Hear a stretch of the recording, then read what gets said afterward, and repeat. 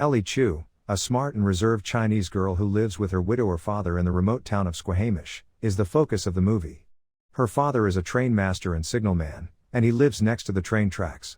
However, Ellie spends her days writing homework papers for her fellow high school students because the budget is always tight. Additionally, when she rides her bike to and from school, she frequently suffers from bullying from the popular kids. Her English instructor learns one day that she has been writing for her classmates. However, rather than criticizing Ellie, the instructor expresses gratitude to her for contributing to the class's success. After that, she recognizes Ellie's potential and encourages her to submit an application to the prestigious Grinnell College. Despite Ellie's dissatisfaction in Squamish, she intends to remain because she does not want to leave her father alone. Later, in music class, we meet Astor Flores, a person who is dating Trig Carson, the most famous and wealthy kid in town. Ellie's attraction to Astor is evident in this scene, but she avoids it and concentrates on playing the piano instead. She is approached by a football player from her school named Paul Munsky on the way back from school. Paul is a strange, inarticulate individual whose existence is mysterious, but little is known about him. Ellie should assist him in writing a love letter to his crush. He wants Astor. He is willing to pay twice her usual fees in return. Ellie, on the other hand, declines, arguing that these kinds of letters ought to be written by oneself. She knows that no one should propose to Astor. However, Ellie agrees to write the love letter the following day after learning that her home's electricity supply will be cut off if they do not make a minimum payment of $50. She reads his sample while the two of them sit down together during the day. She finds it extremely awkward that Paul frequently veers off topic. Paul responds that she wouldn't know because she has never been in love, addressing Ellie in the same way. Ellie storms off because of this, promising to write Paul the best love letter she has ever seen. Ellie and her father watch a movie together that same evening at home.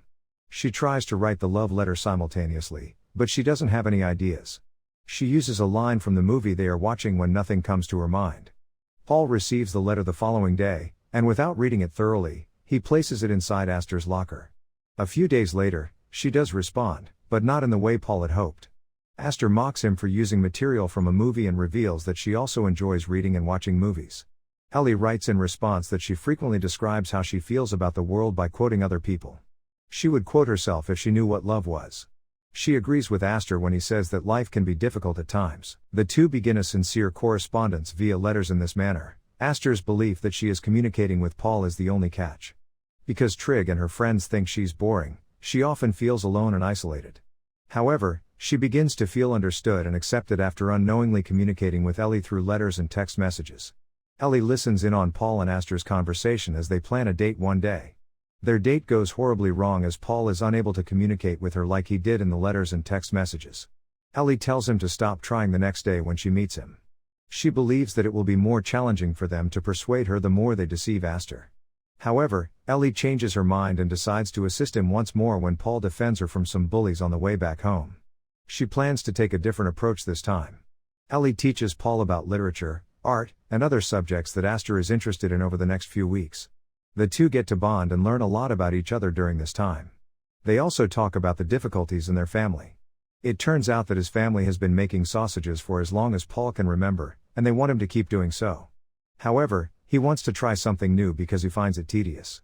He is currently working on a new dish called taco sausage, which he believes will be a groundbreaking dish. He even wrote to a number of food critics about his idea via email, but none of them have yet responded. Regarding Ellie, her parents left China many years ago. Her mother passed away when she was young, and her father, who has a PhD in engineering, is unable to land a suitable position due to his accent. He is now compelled to work as a signalman and master of a train station. They gradually connect to one another as the two tell their tales. They even spy on Astor to understand what she enjoys doing. Fortunately, the hard work pays off, and Paul gets a second date invitation. But when the big time comes, he's anxious and still has trouble talking to Astor. Ellie, on the other hand, watches their date from a window. She sends a message to Astor posing as Paul after seeing the plan go wrong and saves the night. Paul acts as if he is texting under the table because he has no idea what is going on. He suddenly reveals his feelings for her when Astor appears charmed after some time has passed. After that, they finally start talking, and Ellie becomes enraged when she sees them, eventually leaving the location on her bike. Ellie is selected to perform at the high school recital the following day. Therefore, Paul goes shopping with her for the event's attire. Ellie gets irritated when he tells her about his date with Astor last night and reveals that he kissed her. She begins to consider whether or not to assist him. Ellie's bullies secretly alter the piano during a rock and roll performance on the day of the program. She then steps onto the stage and begins playing, but to her horror, some of the piano's keys have broken. Ellie tries to improvise a song, but it sounds so bad that the audience starts laughing at her. Meanwhile, Paul discovers that the bullies broke the piano while he is backstage watching everything happen. As a result, he quickly hands her a guitar and instructs her to sing.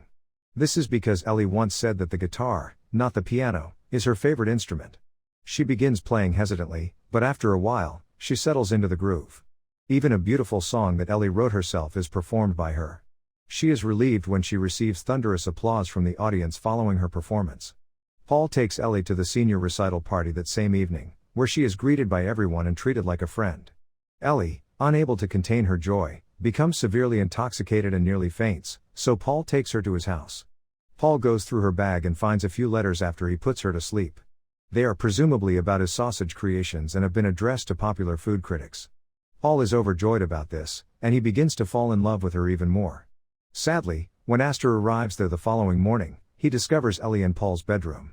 Ellie explains that she was simply passing by to drop off some books during their awkward conversation.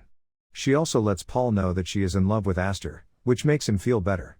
The two girls form a bond over their shared passion for literature and art as they continue their conversation. As a result, they select spending the day together.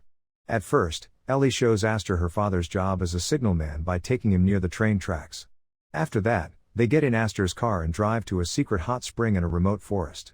Ellie is embarrassed to look at Astor as she enters the spring after undressing there. But she also joins in and puts her shirt on after being a little persuaded. Astor discusses her conflicting feelings for Paul during their intimate conversation.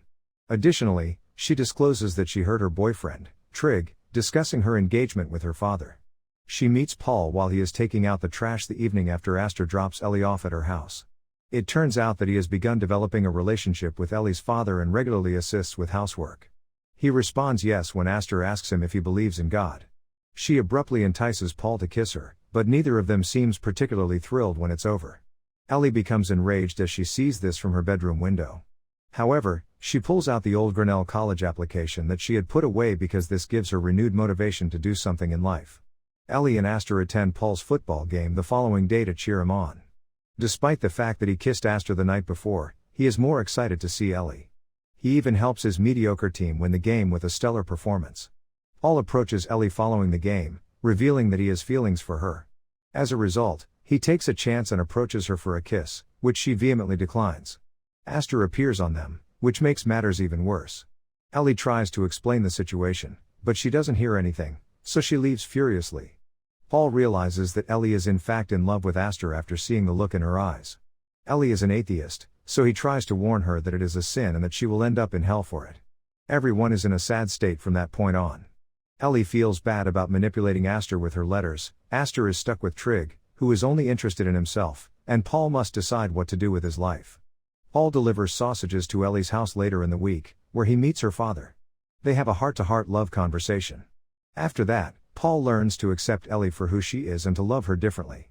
A church is where everyone gathers one day. Trig and Astor are together, Paul is with his family, and Ellie is playing hymns on the piano. Trig gives a brief, self-absorbed speech shortly thereafter about how nice his girlfriend Astor is. He shockingly proposes to Astor in front of everyone after the speech, and she reluctantly accepts. Ellie immediately gets to her feet, but the priest abruptly cuts her off before she can confess her love. The priest is also cut off a few seconds later as Paul stands and speaks about love. He says that faking love is not a part of it and that no one should. Ellie uses the words from a previous letter she had written to Astor to convey the true meaning of love after witnessing Paul's bravery. The latter realizes as a result that she has always communicated with Ellie via letters and text messages. Before storming out of the church, she slaps Paul vehemently for lying to her. Ellie and her father are in the kitchen together several weeks after the move.